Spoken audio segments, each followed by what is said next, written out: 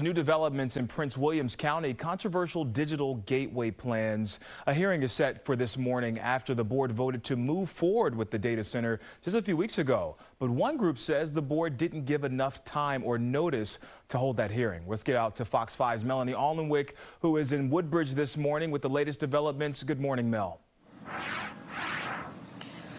Good morning. And right now there is a prayer service, a prayer vigil about to begin with United Tribes of the Shenandoah and other groups opposed to data centers in the county's rural crescent. You can see them gathering here in what they're calling a cleansing circle.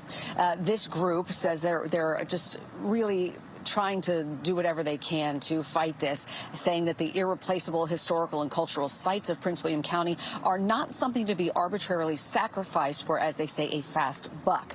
They say development that is smart and careful can be accomplished, and if there is a will to do so, then it can happen that way. But it does seem that they are fighting somewhat against the tide of the board here that has voted consistently 5-3 over and over again to approve these data centers. The Board of Supervisors hearing begins at 10 this morning. This is the same Board of Supervisors that approved another massive data center project 2 weeks ago, despite overwhelming opposition. The project is called the Prince William County Digital Gateway, which by some measures would be the largest data center development in the world.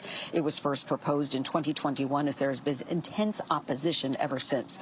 At issue is a 2,000-acre swath of land right next to the historic Manassas National Battlefield Park.